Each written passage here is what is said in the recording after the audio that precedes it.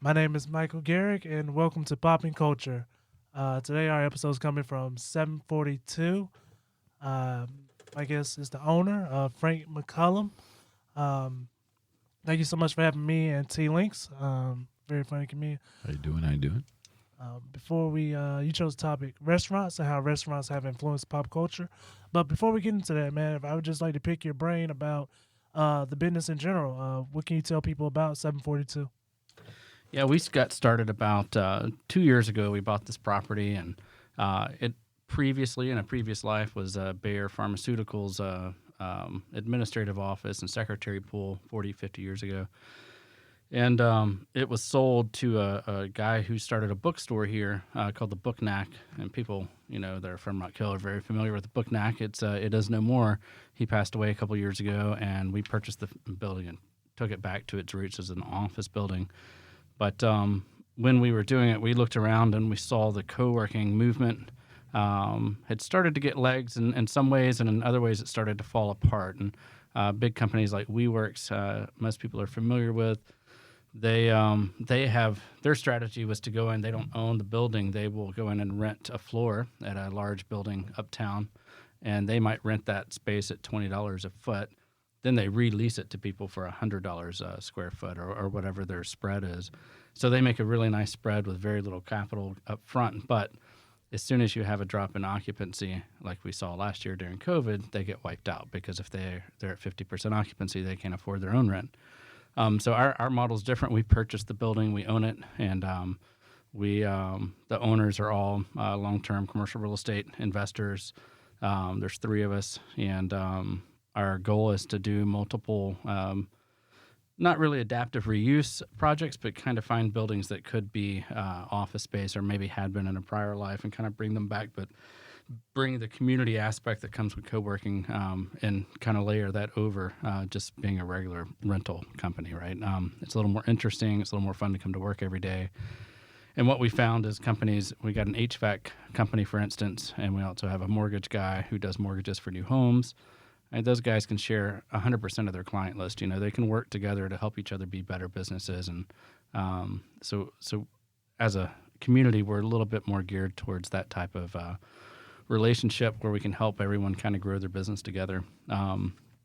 And that kind of segues into the restaurant front. When we first started a year ago, COVID broke out just a week or two after we opened our doors, and so it slowed everything down. And we were trying to find ways where we could build that community aspect, and so we started inviting the food trucks to come. We don't make any money on that event, except people come in and rent offices. Some it definitely benefits us. But our main goal is to just kind of build community, get in touch with people, and I just discovered that historically I eat food. I don't really prepare food. I've never been in that business, but you look around and these food trucks, they have some crazy regulations. And one of the things, they have to have a physical location where they get inspected. And so most of these food trucks that you see here on Thursday nights, a lot of them have a commissary is what they call it. It's a church kitchen down the street. They pay several $100s a month to use the address. Even if they don't cook food there, DHEC comes there to the church and inspects their kitchen, and it's a little bizarre. And especially given they pay so much money for that service. And so that kind of brought me more towards looking at maybe the next project might be food related.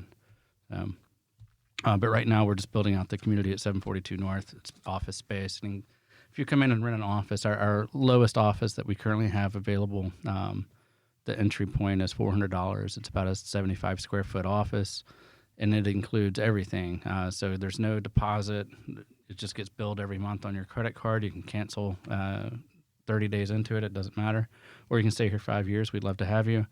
But everything's included. So if you have a podcast that you do, you just have to schedule time in the podcast studio. If you have a conference, you need to set up tables for 20 people. We have space for that. And again, you just have to schedule it and play nice and be a good neighbor. And, there's no additional charge. So that's our story. So when it comes to the office space, you said the lowest is $400. Is that like they can come in every day to that office, or they have certain days they can use it? Oh, yeah. So fair point. The $400 is a private office. So it's yours. You get a key. No one else goes in there. You put your dog picture in there, your kids' pictures. It's 100% yours. We don't interfere with you. There are some virtual office options that you touched on. That price point starts at $100 a month. It includes a mailbox, so you get a mailing address, and then you get to use a couple of days a week. You can come in and use one of the shared offices, so you might be in a different office every day. And we don't really count how many days people are here. People are here 5 days one week and 0 the next. It kind of shakes out. But that virtual office plan for $100 is a good fit for a lot of people that are working from home. That's a great plan. That is a great plan. Like I said, this is in Rock Hill. We live in Columbia, and like for office space, I looked at the cheapest they would go was I saw one for $250, and once I got there, I was like, "Yep, this is why it's $250." But yeah, besides that, $400. That's a great price, guys. If you live in the Rock Hill area, Charlotte area, make sure you come out to 742 North. Great doing business. Great spot. When it comes to you also have shows and events here. Would you like to talk about that?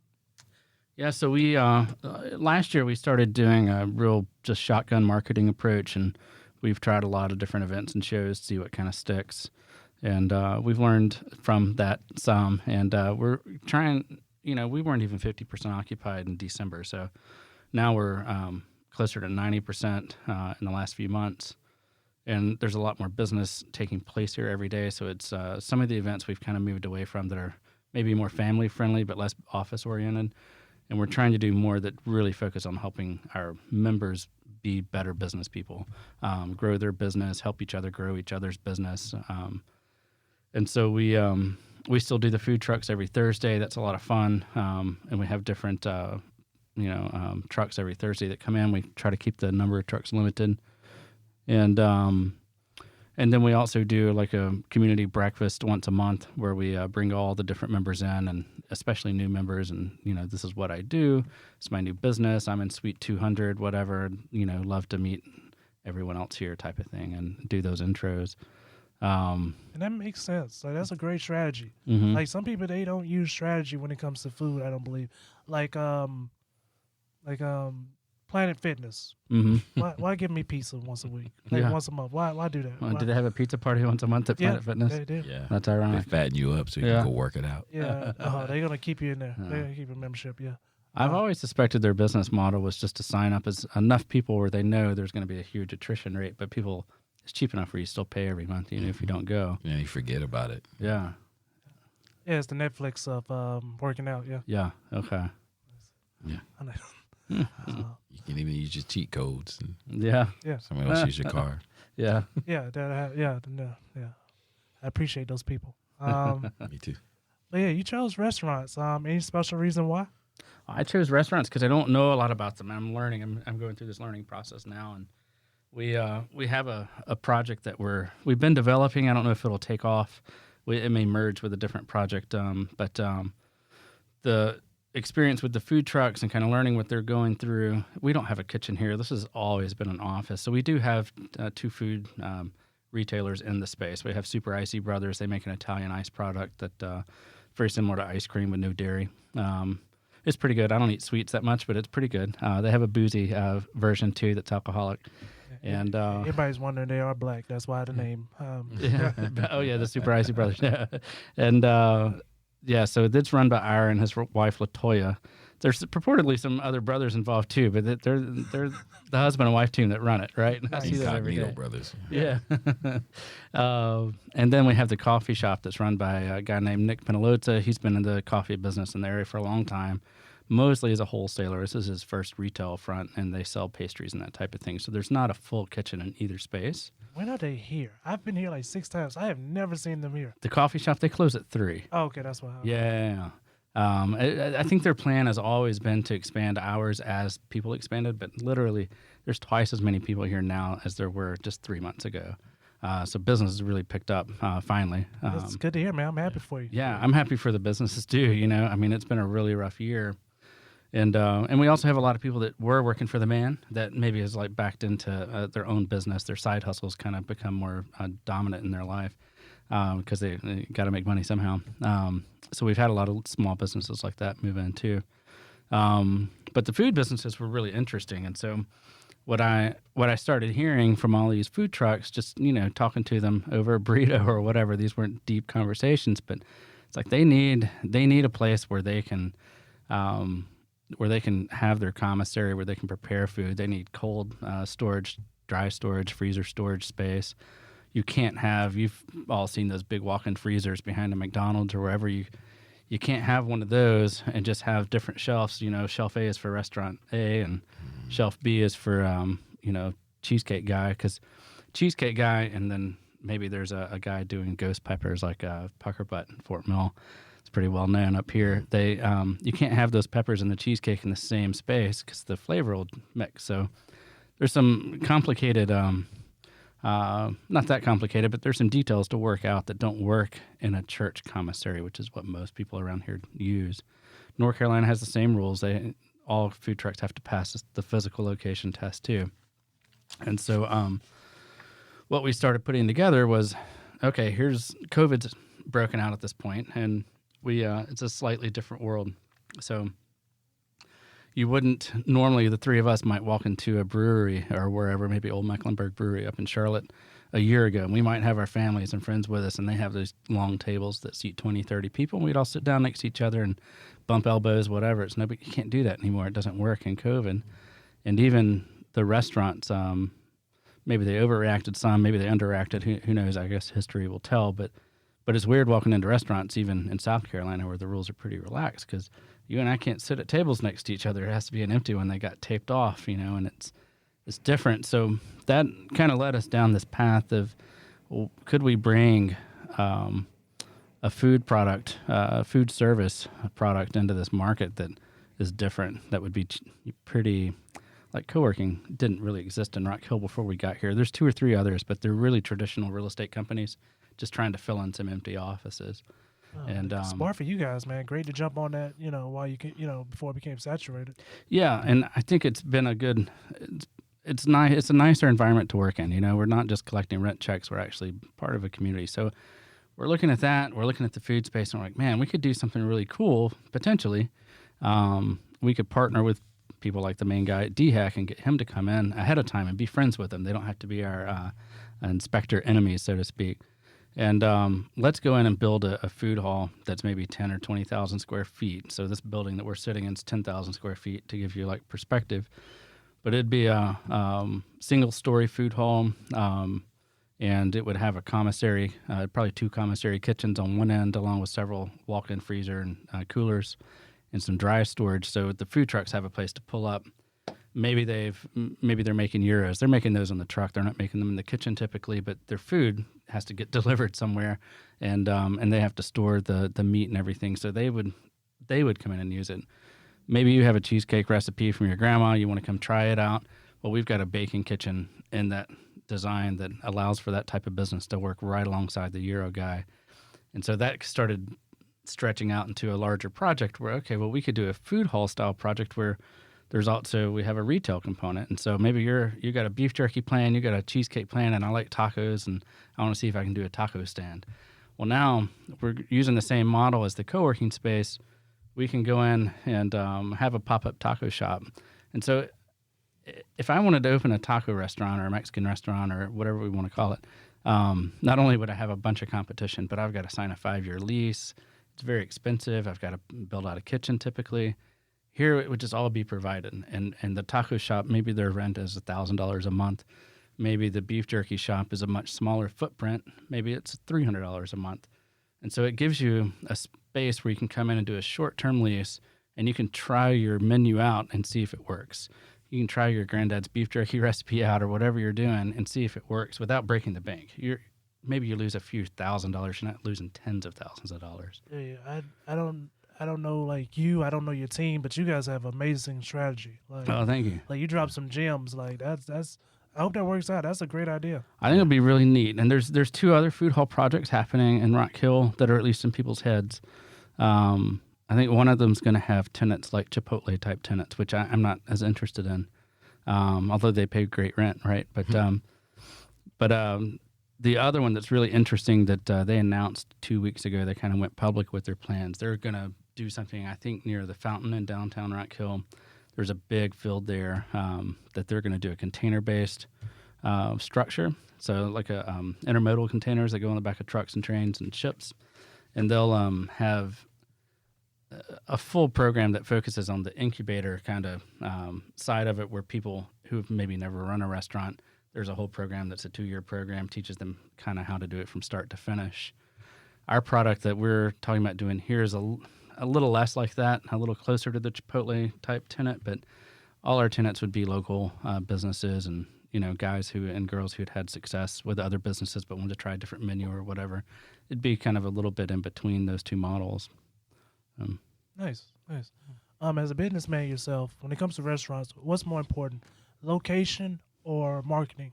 That's a really good question, because our location's part of our it's part of the good and bad about this property. So right after we bought the property, the Panthers announced they were going to buy the farm that's our next door neighbor. So if you look at us on a map, we touch borders. That's great, right? The investors in this project aren't going to be able to go out and buy luxury yachts or anything, but that's a good stroke of good luck for us. And you get a nice boat. Yeah, maybe a ski boat. Yeah, so we definitely have, and it's not as noticeable now as it will be in a year or two once they've really got their project going. But that's going to bring a lot more traffic down here than we've ever seen before. This whole corridor out in front of the building on Anderson Road has got a lot of transmission shops, like the one across the street. Great shop. Nothing against them at all, but that type of shop, that land value is going to go up. Someone's going to buy it and build apartments or something a little fancier, right? And they'll probably move down the street, and eventually it's just going to be how the, gentrification to some degree of this whole area is going to change. And so on the one hand, we've got this office building that when you drove up, you've got nice road frontage. You can see the big numbers on the side of the building. The food hall that we've been planning, and one of our stumbling blocks, is in the back. So it's in between the office building and the Panthers, and it's a little hard to see. And I think that's one of our biggest problems, is location. But it's probably one of our benefits too, because it's a great location. We just got to figure out a way for people to see it from the road. And we've looked at some other property too, so we may end up changing directions on the location a little bit. And I think, again, I'm a little bit of a neophyte to the restaurant world, but marketing, I think, is a really big part of it. We already have several ghost kitchens in Rock Hill. Basically, you never go inside them. DoorDash goes and picks up your food and brings them back to you. I've always envisioned that as being a big part of the food hall too. We would have at least 3 kitchens in the building that would be rentable by the hour if a sushi chef wanted to come in and do a class on how to do sushi to people like you and me and our wives or girlfriends or whatever. Maybe you're paying $75 a head, and you go in and you sit down and he teaches you how to make sushi. And we have a kitchen that's set up like that with a sneeze guard around it and stools. But we also have, kitchens that could be used for, Thai food in the morning, Mexican food in the afternoon. We could have multiple different types of ghost restaurants in there. And those basically survive off of marketing. They have no location in the grand scheme of things. Nice. Stay with marketing for a second. Mm-hmm. You have a favorite mascot? A favorite mascot? When it comes to restaurants? I don't know. I went to Alabama, so Roll Tide. Big elephants. How important do you think mascots are when it comes to restaurants? Particularly fast food, I'm guessing. You mean like the Hamburglar or something like Ronald McDonald? What's a Hamburglar? I think he was the He's probably too young for the Hamburglar. Yeah. Sorry, I aged and dated myself. Ronald McDonald would Okay. Yeah. and his crew. Oh, Yeah. the purple one? Yeah, there's the purple one too. I The forget his purple one, name. that's Grimace. Okay. Grimace. Yeah. Grimace, Now you dated yourself. I think I know what you're talking about. Was he the black and white guy? Yeah. He broke out of jail and with he the had hat. to be quiet. Okay. Yeah. Sorry about that, buddy. I was Yeah. like, what happened? Well, they used to have playgrounds and everything that Yeah. were themed around that. You'd go climb up inside the Hamburglar actually, and you're like a little UFO space disc. But that was a long time ago, 1900s. Yeah. I feel like they've really got away from mascots, and now it's more important by slogans. Mhm. Where McDonald's got to start with Ronald and other restaurants. Sonic did away with that and just went Yeah. with slogans. Yeah. Well, I think Sonic just has good food too. I don't eat fast food a whole lot, but I did eat at McDonald's recently for breakfast, and I got a sausage biscuit or whatever, and it wasn't bad. The biscuit was great. The sausage had no flavor at all, And I'm from the South. We got to have flavor in our food, and I was kind of surprised. We are the people that was like, you know what? If we put sugar in this tea, it'll be better. So yeah. Yeah. You can just drink it all day. everywhere you go around here. But yeah, I feel like they really missed out on flavor. You go to Sonic, though, on the other hand, they have some products you can't get anywhere else, like a hot dog. And I think having a really good product, maybe it's just because I'm naive about marketing to some degree, but having a really good product is probably even more important. I mean, Oh yeah, of course. Yeah. Did both of you guys live in Columbia? Yes. Okay, so y'all don't come up here and eat a whole bunch. Let's have shows. Yeah, Yeah. I'm up Okay. here pretty often. Are you? Okay, Yeah. so there's a little, I don't know the right term, Latino Hispanic restaurant around the corner, Las Americanas. And it's a little grocery store deli, but like their lunch, best in town. And you just go up, you got to take it back to work with you. There's nowhere to sit down, but you go in and get a bunch of tacos. And I don't know why you would go anywhere else in town if you wanted that style meal in Rock Hill. But you do have to take it with you. It's not a sit-down restaurant. They don't have any marketing. And they have some words on the side of the building in a mural, but, you know, I barely speak any Spanish at all. I'm probably like most Americans. And, you know, just have a thin grasp of it. So I'm going in there and we're communicating as best we can with, you know, numbers on my fingers and saying the word taco a lot. And it usually works out. This is their marketing. Like some people just have word of mouth. Like that's Yeah. it. Word of mouth has always been, you know, the best marketing because that's all people had at one point. Yeah. And I think that would definitely help with you saying that you guys have something in the you know, that you're building in the back. Once people start coming out and realizing like this is here, the back will actually promote itself. I think so. And we you know, I think we've talked about the design a lot too. I've been to every food hall I could find in the Southeast, and there's one in Atlanta on did you guys grow up in the South too? Yeah. So I say everything Southern. Atlanta, like there's no T at the end. And Ponce de Leon's the street it's on, which I don't think is the proper Spanish pronunciation, but that's how everyone says it down I there. know it for wrong reasons, but yeah, I me too. That's a fun little street in Atlanta, right? it's a strip club down Yeah, yeah. Oh, okay. It starts with a C. there. God, I can't think of the name. It's a horrible place. Just because you asked me. The Claremont Lounge. Yeah, Yes. Claremont Lounge. Yeah. I spent many nights there 20 years ago. It was always such an interesting place. It wasn't your standard fare, but right just a few blocks from there was an old Sears big retail. And maybe they actually did some textile mill or something in there too, but it looks like it was an old retail building, and I don't know how many square feet it is. It's a lot. Maybe it's 100,000 square feet. Maybe it's 50, but it's a whole lot. It's a lot larger in this building, and their ground floor is probably about twice as large as this floor plan here, and they turned it into a food hall. It's about 2 blocks from the Claremont, and so you definitely recommend going in and checking out how they did it. And it's neat. There's no tables for 20 people like at a lot of food halls, but there's a lot of little corners that have 2 or 3 seats in them. And like the 3 of us are going out to eat lunch, we've already spent time together. We've already given each other whatever, diseases we can cough on each other at that point. So we're going to eat together. We want to be grouped together. We may not want to be with the next family over with their loud kids or maybe their COVID or whatever the reasoning is, but Maybe they're COVID. Or maybe coming back from the Claremont. yeah, maybe, yeah, or headed there. But there's it's a neat setup. You know, there's a lot of little pockets for 2, 3, 4 people to sit around and eat. There's a really good fried chicken place there. I can't remember all the names of the restaurants, but they've got a place that's got like excellent fried chicken, and you're like, okay, I could come here every day and eat fried chicken, and go in with a colleague from work and grab some food. But they also have a place that I think it's called Holman and Finch, pretty well known sit-down restaurant, and they have a smaller concept that's just burgers, and they have it in this food hall. Went down there and tried out one of their burgers, and they have their kitchen and their work area is maybe twice the size of this podcast studio, but it's a small area, and they're lined up. They sell out every single day, and when they're done, they just close the doors. That's it. Well, thank you for dropping gems, man. We definitely gotta check those places out. Yeah.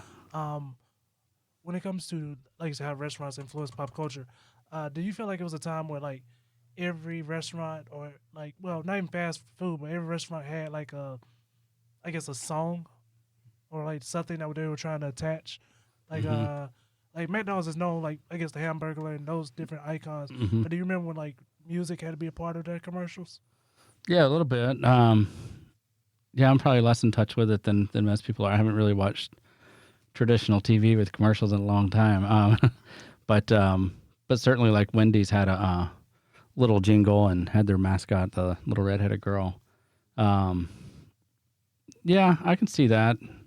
One funny Wendy's story. I hope it's not there anymore. I pray it's not there anymore. Hmm. But I was traveling through Tennessee and they had a Ruby's. And it was a black girl with red hair. And they were just, it did not look good. It was horrible. And it was a Wendy's ripoff? Yeah, well, she looked like Booker T. So it just, it was not. Reverse gentrification. Yeah, I was just like, this shouldn't be here. Let's Yeah. just ghetto up this place. Yeah. Red Ruby. That's interesting. Tennessee's an interesting state, huh? Yeah. Yeah. Yeah, definitely. But like Japanese steakhouse, you mentioned like sushi places. Mm-hmm. When you come there, do you feel like not? Well, I hope it doesn't sound racist at all. But when you come there, do you ever have like a mindset on like that? What I expect to see or what I expect to like food to taste like? Yeah, Because if a I go to little bit. KFC, I expect to like if I eat Yeah. this twice a week, I'll die. Yeah. Like, you know, Yeah, yeah. Um, Yeah, I think so. I mean, you go into it to your point, and one of my sons is Japanese actually, so I think I don't feel like that's racist at all. But No, yeah, it's you cool. go in My- with some my- expectations, and you want the shrimp sauce, or that's not what it's called, I think. But that's what my southern self calls it. But that's awesome. My stepson's Pacific Islander, so yeah. oh, really? Okay, yeah. Yeah, it's interesting to have a lot of different cultures around you. And, Oh yeah, just we both eat a lot of white rice. Yeah. But yeah, you certainly have expectations, and you want your wontons or whatever when you go into those places. And I think what we're seeing in some places now, there's a truck. The coffee shop owner is the owner of this truck called That One Truck here in town too. That's pretty new. And that One WON truck, a little play That's on funny. words. But they do an Asian fusion menu, and it's not what you would expect. I And had it. It's delicious. Oh, have you? Okay, yeah. So the main chef is, a foot taller than me, and he's a big, tall white guy with no hair. He's not Asian looking at all, and he does some really neat stuff. They have a sandwich called a banh mi. It's a po mi. It's a play on the banh mi, which is Vietnamese sandwich on a po' boy. It's really, really good. It's better than both of those sandwiches, and I'm a big fan of po' boys and banh mi. And I think some of that coming into some of that kind of surprise, but really well executed surprises in the food scene is exciting for people. If you're going to go out and get lunch, you might as well do something fun, unless you have a great chicken shop. And KFC's, to me, to use them as an example, they're okay.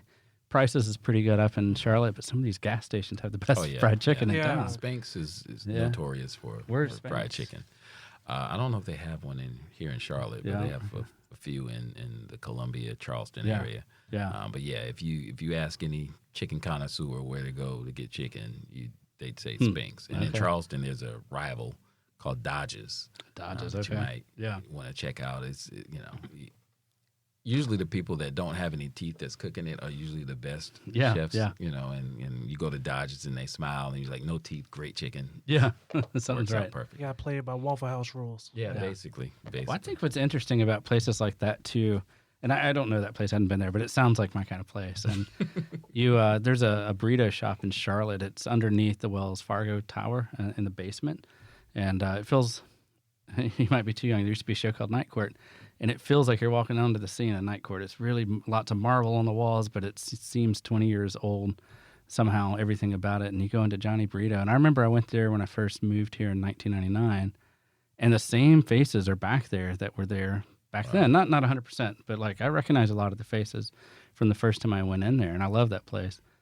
He's treating his employees better than your average restaurant. I don't know exactly what his magic is, but people don't hang around for 20, 30 years just to Yeah. do it, right?